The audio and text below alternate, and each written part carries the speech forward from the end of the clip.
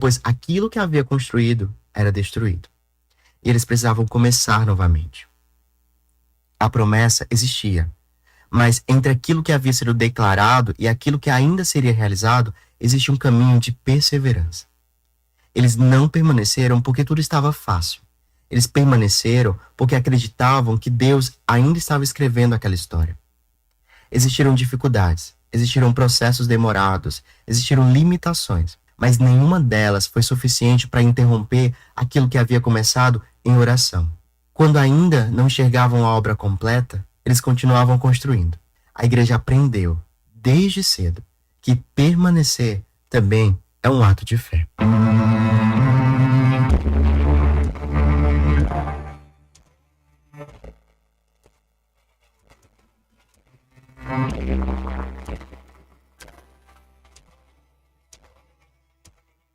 Se alguém perguntasse qual era a maior força daquela igreja, talvez não fosse possível apontar para um equipamento, um valor financeiro ou uma estrutura. A força daquele povo estava em sua dependência de Deus, em oração. A oposição, ela não terminou com os muros derrubados. Também foi organizado um baixo-assinado para tentar retirar a igreja daquele lugar. Para as pessoas que vieram naquele período, aqueles foram dias difíceis, dias de perseguição e incerteza. Dias em que parecia existir uma guerra sendo travada ao redor da igreja. Mas a resposta daquele povo não foi abandonar o lugar, foi criar mais raízes em oração. Haviam domingos em que as mulheres jejuavam. Em outros momentos, os jovens assumiam aquela responsabilidade. Também havia o jejum dos homens. Eram diferentes grupos, diferentes gerações, mas a mesma busca. Eles passavam o dia na igreja, oravam, jejuavam, serviam e somente depois do culto eles se alimentavam. Aqueles jejuns eram a expressão da dependência de Deus. A igreja sabia que não conseguiria avançar apenas pela capacidade humana. E foi assim que o pequeno grupo se fortaleceu. Novas pessoas chegaram para continuar a obra. Uns lançaram os fundamentos, outros reconstruíram e ampliaram o que já existia. Em tempos e funções diferentes, cada geração assumiu sua parte. A pequena construção seria transformada e passaria a olhar para a direção, apontada em oração. Assim, a promessa começava a se tornar visível por meio de muitas mãos.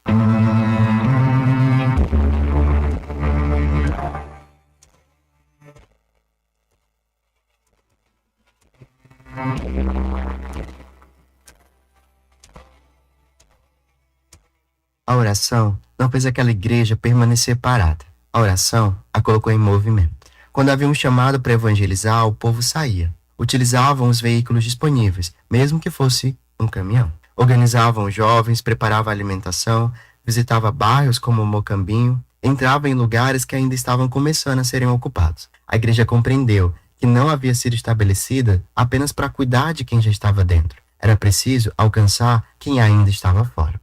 Acreditar.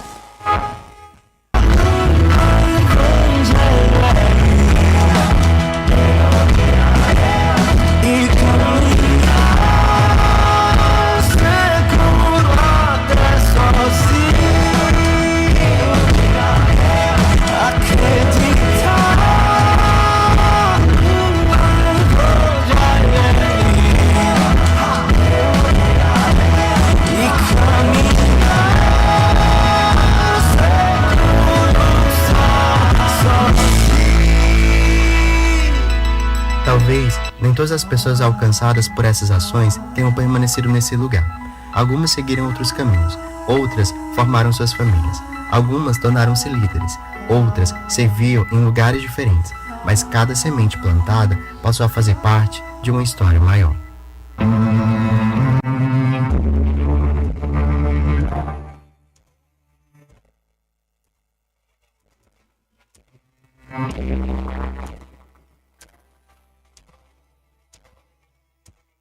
Uma história como essa não cabe em uma apresentação. Não cabe em algumas fotos. Não cabe em uma lista de nomes ou acontecimentos. Porque existiram cultos e visitas que não foram gravados. Orações que ninguém ouviu. Ofertas que ninguém soube quem entregou.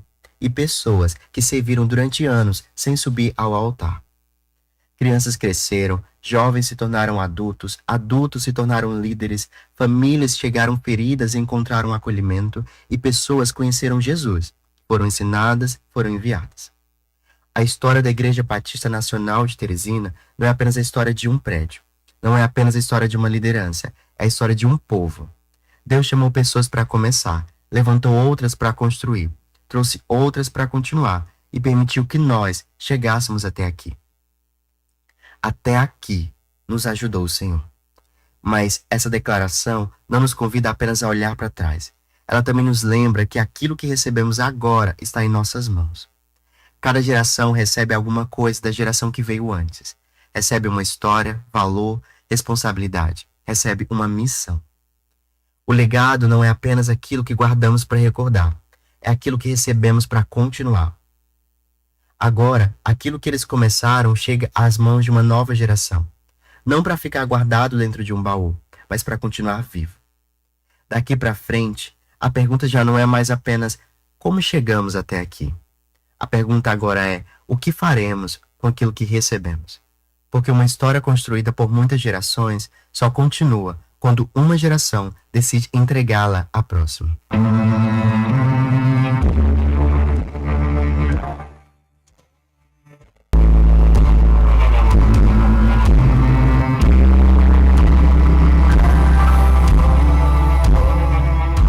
A história continua quando alguém escolhe orar, quando alguém decide servir, quando uma criança é ensinada, quando um jovem aceita ser enviado, quando uma família encontra acolhimento, quando a igreja volta a olhar para aquela cidade.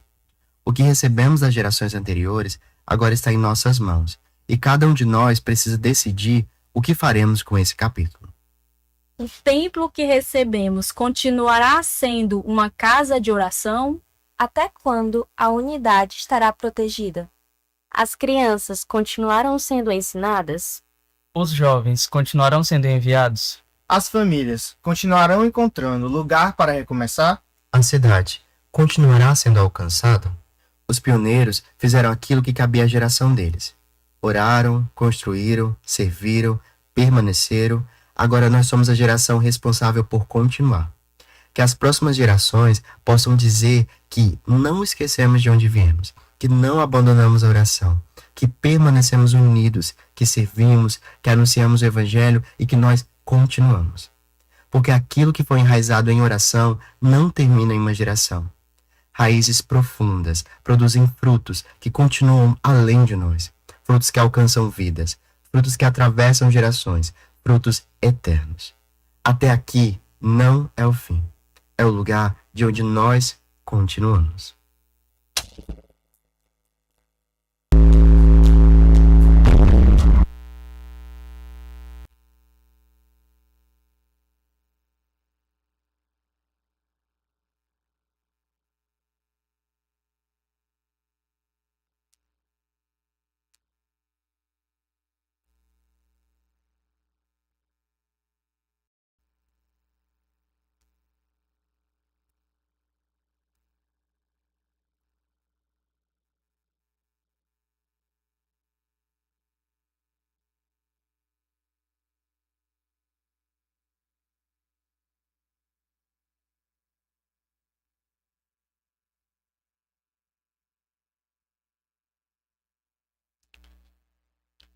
Aleluias. Graça e paz, amados.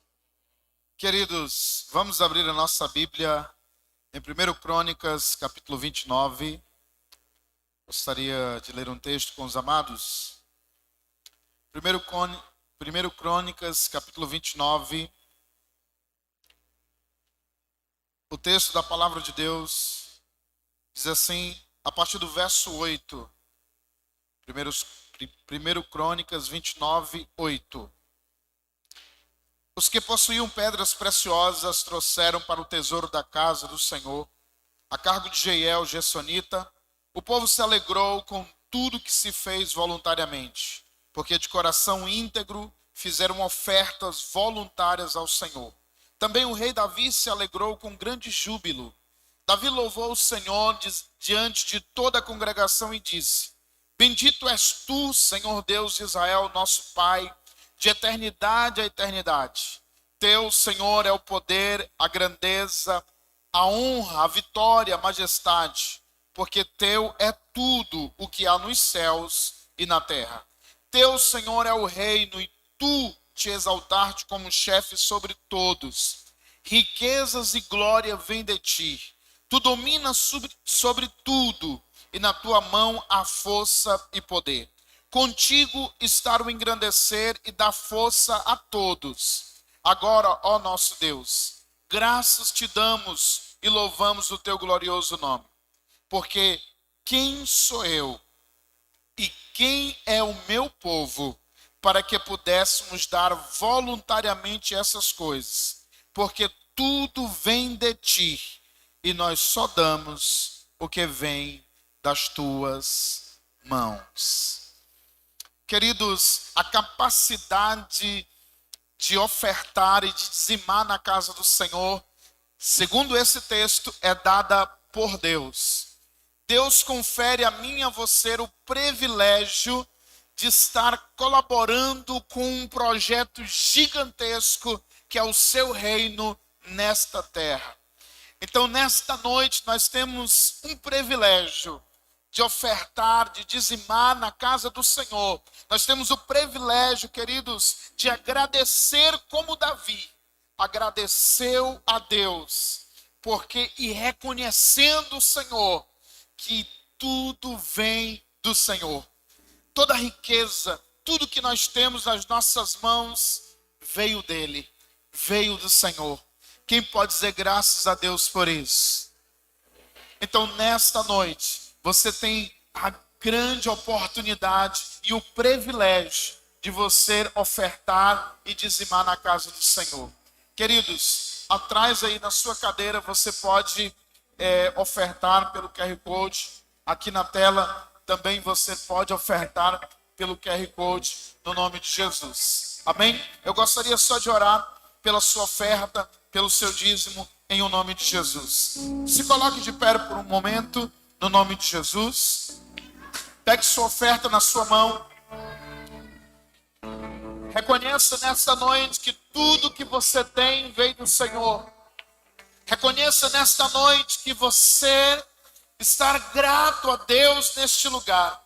Que você honra o Senhor pelo privilégio de poder ofertar e dizimar neste lugar. De contribuir com esse grande projeto que é do Senhor, que é de Deus. Pai, muito obrigado, Senhor. Como Davi declarou, ó Pai amado, todas as riquezas vêm de ti. Se nós temos, ó Pai amado, como ofertar e dizimar, é porque antes o Senhor nos deu. Então, nesta noite, Senhor, nós consagramos cada oferta, cada dízimo aqui depositado para manutenção, Senhor, deste grande projeto do Senhor nesta terra, em o nome de Jesus, Pai, em o nome de Jesus. Saia do seu lugar, oferte, dizime com alegria, faça pelo Pix também, em nome de Jesus. Água em rio tornou, os olhos do cego se abriu. Não há outro igual a Deus. Dentro da noite brilhou, a cinza nos fez ressurgir. Não há outro igual a Deus. Deus, tu és grande, és invencível, mais elevado que qualquer outro. Tu és a cura, grande em poder, nosso Deus, nosso Deus. Se Deus está conosco, quem pode nos deter? Se Deus está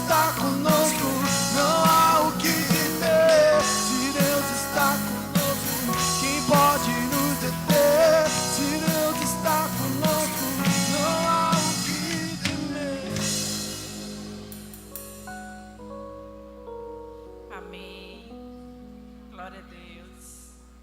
A graça e a paz. Amém. Vamos na melhor de dois, né? A graça e a paz. Antes da gente começar a palavra, eu queria fazer assim um agradecimento aos meninos do teatro.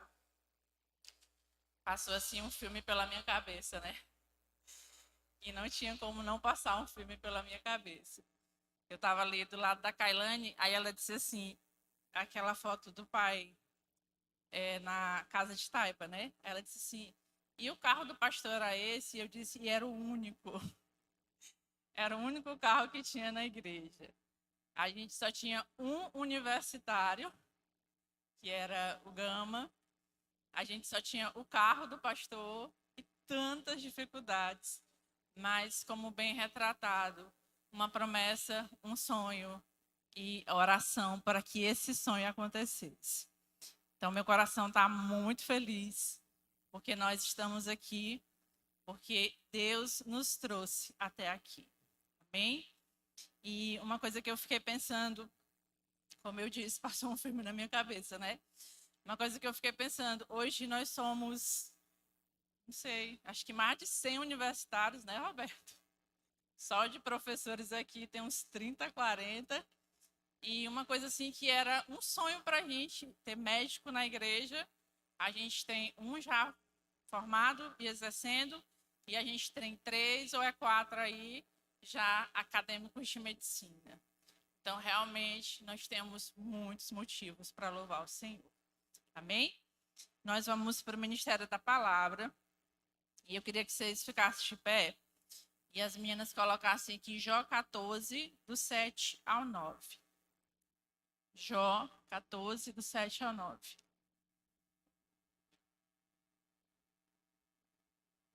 Amém. Ele fala assim, ó, porque há esperança para a árvore, pois mesmo cortada voltará a brotar, e não cessarão os seus rebentos. Se as suas raízes envelhecerem na terra, o seu tronco morre e o seu tronco morrer no chão, pode passar. Ao cheiro das águas brotará e dará ramos como planta nova. Nós vamos só até o 9. Então, vamos repetir só o versículo 9. Vamos lá, 1, 2, 3.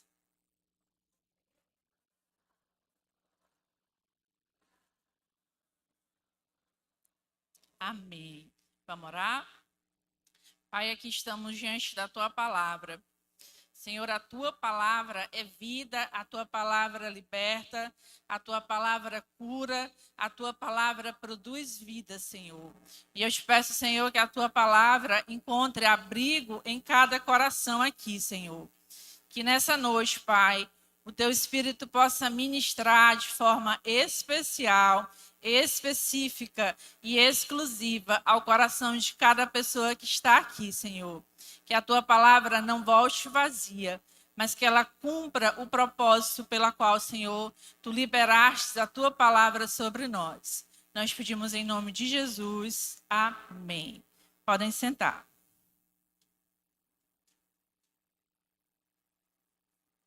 Nós vamos ministrar sobre o tema do aniversário, né? Raízes profundas, frutos eternos.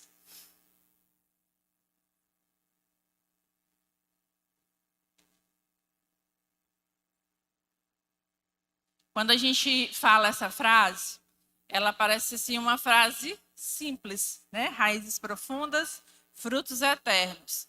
Mas se a gente for analisar ela bem direitinho, ela vai ser uma das frases mais recorrentes da Escritura.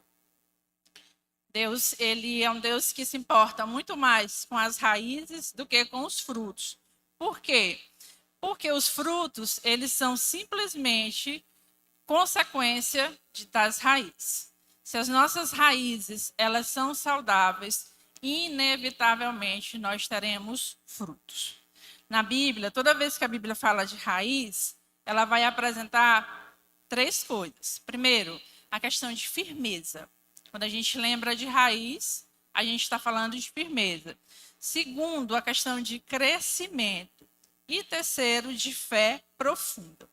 Se a gente pegar as escrituras, ao longo das escrituras, sempre vai aparecer a imagem de uma árvore, simbolizando tanto um povo como um indivíduo.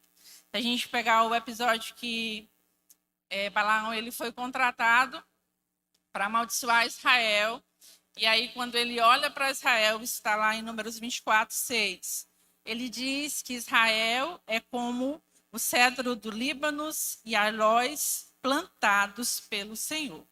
Ou seja, ao longo da Bíblia, a gente sempre vai ter a imagem da árvore, a figura da árvore, simbolizando pessoas que são saudáveis, que têm um crescimento saudáveis em Deus.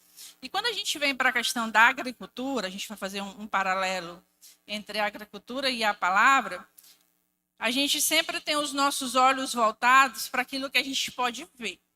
Quando você olha para uma árvore, naturalmente você não vai estar olhando para as raízes. Você vai olhar para as folhas, você vai olhar para as flores, você vai olhar para os ramos, você vai olhar até para a qualidade dos frutos, se de repente é uma árvore frutífera. Mas o verdadeiro centro de produção, a verdadeira base de uma árvore, todo o potencial produtivo de uma planta, ele vai estar operando silenciosamente embaixo da terra, que são as raízes. A raiz de uma planta, ela é um sistema complexo e ela é muito mais do que uma simples âncora. Como a gente já falou aqui, quando você pensa em raiz, você pensa em algo que vai fixar. E de fato é. Mas é muito mais do que isso. Para vocês terem uma ideia, é a raiz que define se a planta vai ter sucesso, se o cultivo daquela planta ou daquela cultura vai ser sucesso ou vai ser um fracasso. Por quê? Porque se ela tem um sistema radicular fraco, é como se fosse o que Jesus falou. É uma casa construída sobre a areia. Jesus fala nesse texto que existia um homem que construiu a sua casa sobre a rocha e um homem que construiu a sua casa sobre a areia. Quando ele compara esses dois homens, ele está dizendo que o homem que construiu sobre a rocha, ele suportou as tempestades, ele suportou os ventos, enquanto que o homem que construiu a sua casa sobre a areia, quando veio os ventos, quando veio as tempestades, a casa do homem caiu. A gente canta até uma musicazinha das crianças, né, sobre isso. Então, quando a sua raiz ela é fraca, ela é comparada como uma casa que foi construída sobre a areia. Ou seja, é um sistema que é vulnerável e limitado. E aí, quando a gente pensa nisso, a gente tem que lembrar que a raiz ela não é simplesmente para fixação e nem para absorção de águas e nutrientes. Eu coloquei aqui duas funções da raiz, dois papéis que a raiz faz, para a gente fazer um paralelo com a nossa vida espiritual. Primeira coisa que a raiz faz, ela é um centro de armazenamento. O que é isso? Ela funciona como uma espécie de despensa, armazenando a energia que é produzida na folha. Para os estudantes de plantão, na folha acontece o processo de fotossíntese, que é onde a planta ela faz o alimento e libera o oxigênio para a gente. Não é isso? Não é aula de biologia, não, viu? É só para vocês entenderem aonde que a gente vai chegar.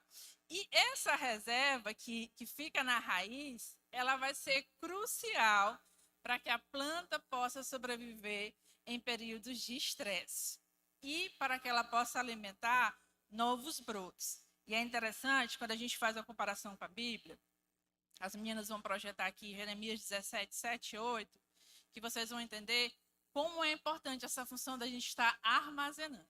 Jeremias 17, 7 e 8. Ele fala aí, ó. Bendito é aquele que confia no Senhor, cuja esperança é o Senhor. Porque ele será como árvore plantada junto às águas, que estende as suas raízes para o ribeiro, e não receia quando vem o calor, porque as suas folhas permanecem verdes.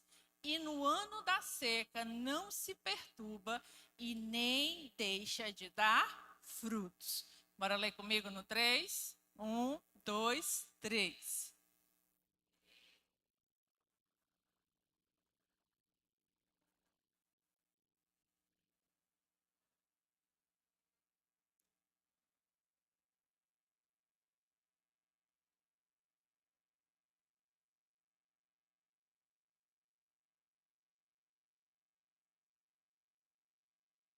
Pronto, o que ele está dizendo aqui? Que o homem que teme ao Senhor, ele é como essa árvore plantada junto ao ribeiro.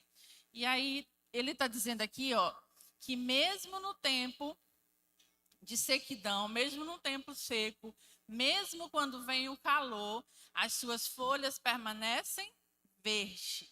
E no ano da seca, ele não deixa de dar fruto, que é justamente porque ele tem as raízes plantadas no ribeiro.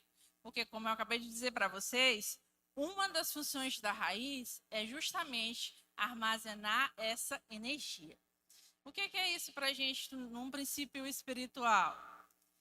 Todos nós passaremos ou vamos passar por períodos de dificuldades. Pastor Luciano Subirá diz que é a promessa que o crente não reivindica, né? No mundo tereis aflições. Então, mais cedo ou mais tarde, todos nós vamos passar por períodos de aflição. Se as suas raízes estiverem plantadas junto ao ribeiro, o que vai acontecer? No tempo seco, você vai dar fruto e a sua folha não vai secar. Por isso que é importante ter raízes profundas. Segunda função da raiz, a raiz ela é uma fábrica de hormônios. O que isso significa?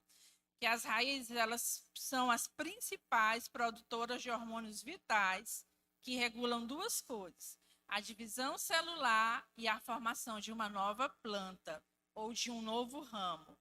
É a raiz que diz para a planta que ela está pronta para o crescimento. Se nós nos colocarmos a nossa raiz no Senhor, se nós tivermos raízes profundas no Senhor, o crescimento, ele é uma questão de tempo. Como a gente começou dizendo aqui, se a minha raiz é saudável, biologicamente falando de uma planta normal, o fruto é só consequência disso.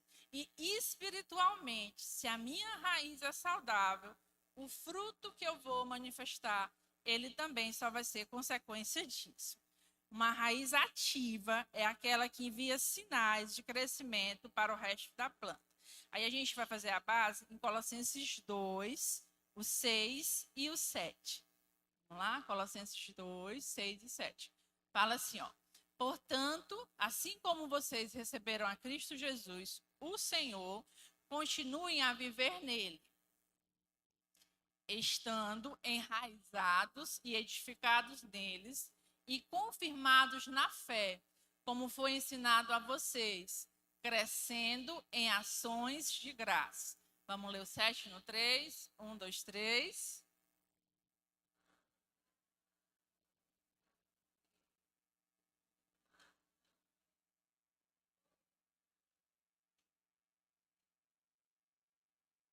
Então, ele está dizendo que a gente tem que estar enraizados em Jesus. Por quê? Porque se eu estiver ligados na videira, como diz lá em João 15, se eu estiver em Jesus, o sinal de crescimento vai vir e o meu fruto vai se manifestar. Se a gente quiser construir uma planta de alto nível, eu tenho que focar na raiz. Eu tenho que focar na base. Por quê? Porque o verdadeiro crescimento da planta, o verdadeiro espetáculo da natureza, ele vai acontecer nas raízes. E assim como as raízes, elas são uma parte importante da árvore, para a gente também, para nós cristãos, as nossas raízes espirituais é a parte mais importante da nossa vida. Mateus 7,20, Jesus ensina que uma árvore, ela é conhecida pelos frutos. Vamos ler comigo? Assim, pois, pelos frutos vocês os conhecerão. Ou seja, Jesus está dizendo que pelo fruto eu posso conhecer uma árvore. Quando nós estamos enraizados com Cristo, a nossa vida começa a refletir o caráter de Cristo, o amor de Cristo, a bondade de Cristo, a fidelidade de Cristo. Tudo isso faz parte dos frutos do Espírito. Ninguém recebe o fruto do Espírito pela imposição de mãos. Você não recebe o fruto do Espírito porque você tem anos de crentes. Você só recebe o fruto do Espírito à medida que você vai se enraizando com Cristo. E à medida que você vai se enraizando com Cristo, à medida que você vai se enraizando na palavra, à medida que você vai crescendo em oração, esses frutos eles começam a se manifestar na nossa vida.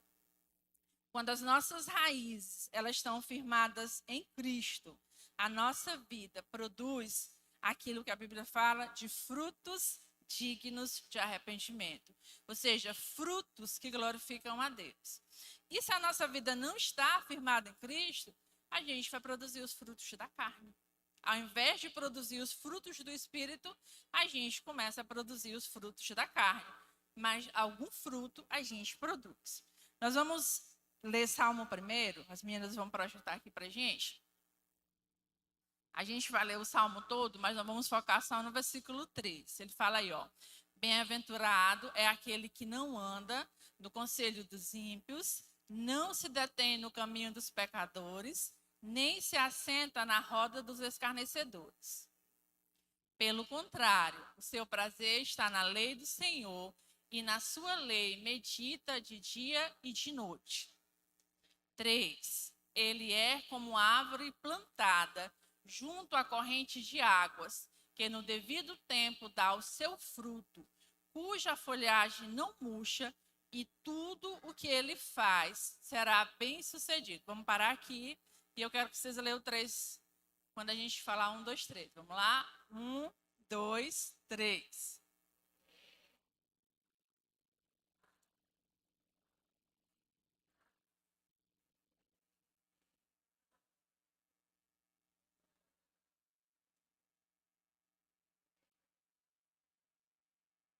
Pronto. É um versículo, um salmo, na verdade, super conhecido, né? E a gente vai focar no versículo 3. E nesse versículo, ele vai dizer que um homem próspero, ele é comparado a uma árvore cheia de frutos. A gente vive uma sociedade que busca a prosperidade a qualquer custo. É dinheiro fácil, dinheiro que não tem uma base de ética, não me interessa. Interessa a prosperidade. E o Salmo está dizendo que o homem próspero não é esse nosso padrão, mas ele é como se fosse uma árvore cheia de frutos. E ele está dizendo que essa árvore, ela não é uma árvore qualquer, ela é uma árvore que ela foi plantada, cultivada, bem irrigada, e não uma árvore que cresceu de qualquer jeito. A gente sabe que tem árvores no campo que elas não são plantadas, não são cultivadas, não são irrigadas. Mas essa árvore do Salmo 1, ela foi planejada, ela é plantada, cultivada. Por isso que ele diz que ela está junto aos ribeiros. E quando ela fala que ela está nesses ribeiros de água, se a gente for pesquisar o termo grego para esse ribeiros de água, ele vai descrever pequenos canais que cortam jardins ou campo que tem o objetivo de irrigação. Ou seja, era uma árvore que realmente estava ligada na fonte. Por isso que ele era uma árvore que dava frutos. E aí ele fala aí que ele dá fruto na estação certa. Ou seja, era um fruto cultivado e ele era adequado exatamente para isso. E esses frutos em abundância e essas folhas verdes que o salmista fala, eles são resultado de estar junto às correntes de águas. Por quê? Porque a corrente de água é a fonte de vida e a fonte de energia. O que isso quer dizer? Que a gente precisa estar ligado nessa fonte. Que a gente precisa estar ligado em Jesus para que a gente seja como essa árvore que no devido tempo, na estação correta, na estação certa, vai dar o fruto. Se a gente for para a filosofia humanista, eles vão dizer que dentro de cada um de nós existe força e energia, que a gente não precisa buscar isso fora, que dentro de nós já existe essa força e essa energia. Enquanto que o cristianismo, ele vai dizer o contrário disso. Ele vai dizer que nós não temos essa força e essa energia suficiente. Por isso que a gente tem que buscar em Jesus, que é a fonte de toda a vida. E é interessante que quando Jesus fala das muitas coisas que ele é no Evangelho de João, ele diz que ele é a água da vida. E ele diz que aquele que crer nele, do seu interior, fluirão rios de água viva. Não é você que produz esse rio, é você estar ligado em Jesus, é você estar junto ao ribeiro, porque você estando em Jesus, você estando junto do ribeiro, você vai ter frutos na estação correta, na estação certa. Se uma árvore ficar sem água, naturalmente ela vai morrer. E se ela não morrer, na melhor das hipóteses, vamos dizer assim, ela vai estar viva ou aparentemente viva, mas ela não vai dar frutos. E aí a gente vem para uma era de evangelhos, muitas vezes, de aparências. De pessoas que não têm as raízes profundas e que não manifestam o fruto. Aparentemente estão vivas, aparentemente estão ligadas, mas como não estão ligadas, é só aparência, essas pessoas não dão frutos. Na Escritura, a água potável é a figura do Espírito Santo. E a gente precisa estar diariamente buscando essa água, bebendo dessa água, se renovando dessa água, indo para as fontes, para que as nossas raízes sejam alimentadas e, consequentemente, que a gente dê fruto. Enquanto que a água para lavar a gente, para lavar o nosso coração, ela é a palavra de Deus. Nós não somos capazes de nos nutrir e nem nos sustentar por nós mesmos, por nossa conta própria. Por isso que a gente precisa estar arraigados em Cristo Jesus. Nós não somos autossuficientes. Não é de nós que vem a capacidade, não é de nós que vem a fonte de água viva, não é nem de nós que vem o fruto. O fruto, ele vem quando você se liga em Jesus. E essa fonte que você está de Jesus é que vai produzir esse fruto em você. E uma das fontes dessa energia é a meditação na palavra. Por isso que quando o Salmo começa, ele vai dizer que bem-aventurado é o homem que não anda segundo o conselho dos ímpios, mas ele medita na lei do Senhor. Então, assim, a gente precisa diariamente meditar na palavra. A gente precisa não só ler a palavra, mas a gente precisa praticar a palavra.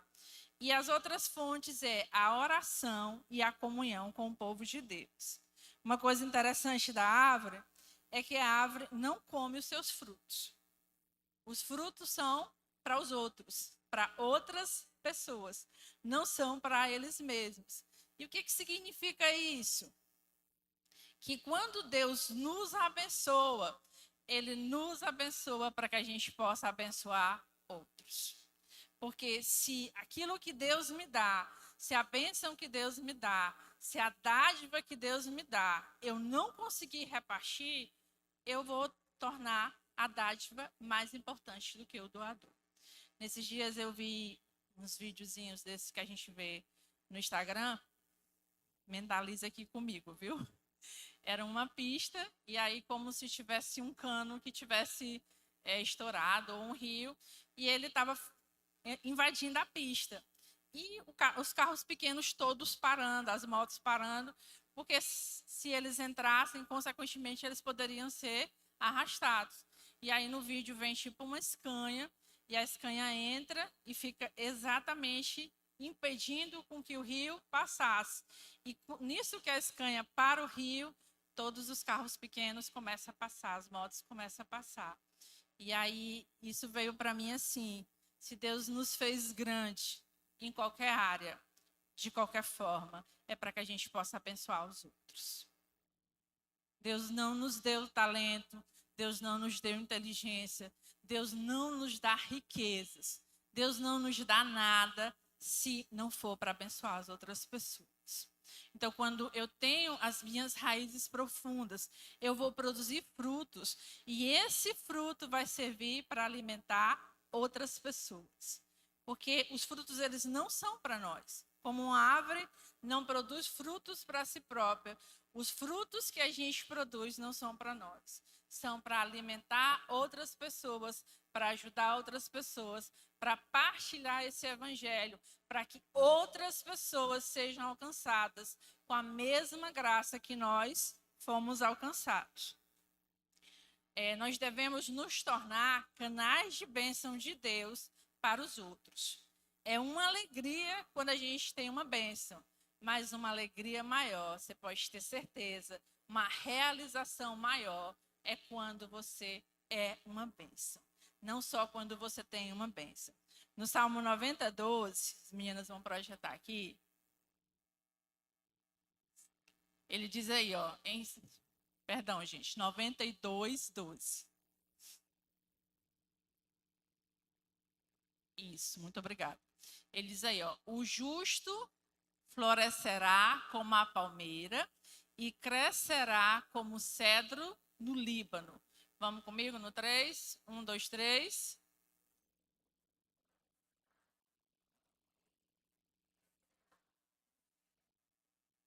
Vamos falar agora só os homens. No 3, 1, 2, 3.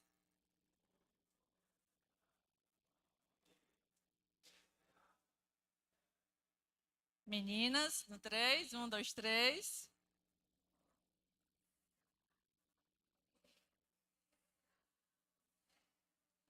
Pronto, muito bem, meninas. O que é que ele está dizendo aí? Que o justo vai florescer como uma palmeira. A gente vai pegar algumas características da palmeira. Primeira coisa, existe mais ou menos 2.500 espécies de palmeira. Provavelmente, Davi estava olhando para uma tamareira, que era a palmeira mais, vamos dizer assim, que tinha a maior espécie lá na região dele. Aí o que ele está dizendo? Que o justo vai florescer como a palmeira. Por quê? Porque a palmeira, ela vai florescer em terras áridas, em terras secas. E por que ela consegue florescer em terras secas? Porque as suas raízes, elas se aprofundam e saem em busca de água até que elas encontram uma fonte de água. E aí, mesmo numa região que não chove, mesmo numa região de deserto, ela consegue florescer. Ela consegue dar beleza. É impossível você olhar para uma palmeira e não se encantar, né? Não mudar a paisagem. Por isso que ele está dizendo isso. Outro detalhe da palmeira é que ela cresce em ambientes diversos. Diferente de outras árvores, ela enfrenta calor intenso, vento forte, terrenos difíceis e assim, ainda assim, ela continua firme. E a palmeira, ela tem uma característica que ela é flexível. Ela vem o vento e ela consegue se dobrar. Porque se você não é flexível diante das dificuldades, você se quebra. E quando você é flexível, você até vai, mas depois você volta. Por isso que ele está dizendo que o justo vai florescer como a palmeira. E o que a palmeira nos ensina? Que o florescimento, ele não depende de condições externas, mas da estrutura interna da raiz. Porque se a palmeira consegue florescer no deserto, inclusive ela vira referência para quando as pessoas estão literalmente no deserto. Que a pessoa mira na palmeira e sabe que ali vai ter sombra, provavelmente que ali vai ter um oásis, provavelmente que ali vai ter um fruto para que ela coma. E Deus nos fez filhos da luz, para que as pessoas olhem para a gente e vejam palmeiras. E diga assim, ali tem luz, ali tem água, ali tem esperança, ali eu posso achar abrigo. Mas para que a gente manifeste esse fruto, a gente tem que estar ligado na videira, que é o nosso Senhor. E a palmeira também nos ensina que não é o ambiente que define o nosso crescimento, mas é onde nós estamos enraizados. Eu estava pesquisando sobre plantas de árvores profundas. E a planta que tem a maior profundidade, a raiz mais profunda, ela tem 120 metros de profundidade. É a oliveira. E você veio na Bíblia o tempo todo se falando de oliveira, né? E a segunda planta que tem a maior raiz, a raiz mais profunda, é chamada árvore pastor. E eu achei interessante isso, né? Uma árvore pastor, ela chega a mais ou menos 60, 70 metros de profundidade. E o interessante é que as raízes, elas vão descendo, descendo, até que elas encontrem água. E aquela fonte de água, aquele ribeiro, como foi descrito no Salmo 3, é a daquele ribeirozinho que ela vai levar para o caule, para as folhas, e ele vai fazer com que toda a planta seja alimentada por conta das raízes. Então, não é o ambiente que define o meu crescimento, mas é onde as minhas raízes estão. E uma coisa que eu achei interessante também da palmeira é que são as raízes profundas que sustentam o crescimento visível dela. Então, assim, nosso crescimento espiritual é sustentado por aquilo que ninguém vê. É no secreto da gente. É na nossa vida devocional. É na nossa vida de oração. É na nossa busca com Deus. Achei muito interessante que os meninos falaram muito aqui na peça sobre oração. E orava, e orava, e orava. A gente está encerrando amanhã 21 dias de oração. A gente fez, acho que em abril, 40 dias de oração. E ontem alguém me propôs a gente fazer 70 dias de oração. E aí, eu vendo a peça, eu disse, rapaz, realmente está no nosso DNA a oração. Por quê? Porque a oração que nos sustenta é o secreto que me sustenta. Aquilo que ninguém vê. Você pode olhar aqui, mas você não sabe como é eu e Deus no meu secreto. Mas você não vê eu no secreto, mas você vê os frutos que se manifestam daquilo que eu busquei lá no secreto. A vida espiritual, ela funciona da mesma forma de uma planta. Primeiro, a gente tem que ficar as nossas raízes. A gente tem que se enraizar para depois aparecer os frutos. E para que esses frutos sejam eternos, para que esses frutos permaneçam, eu preciso receber a seiva pura que vem de Jesus.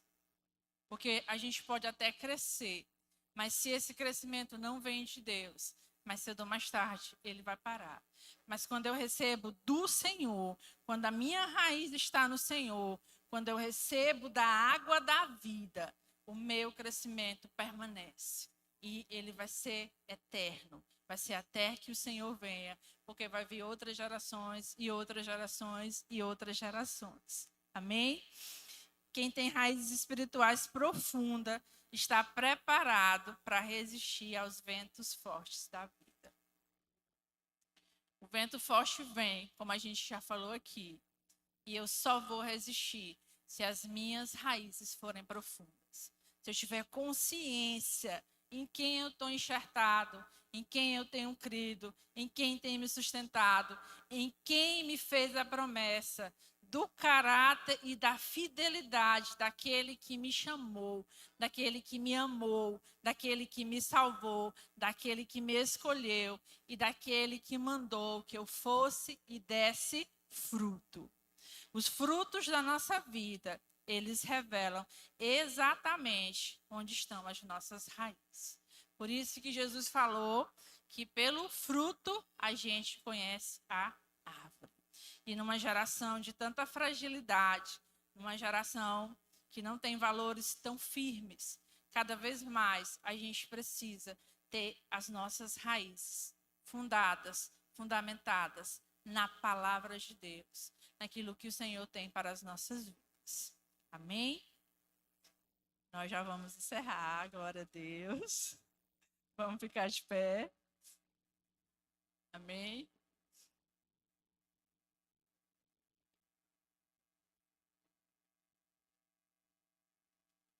Luciano.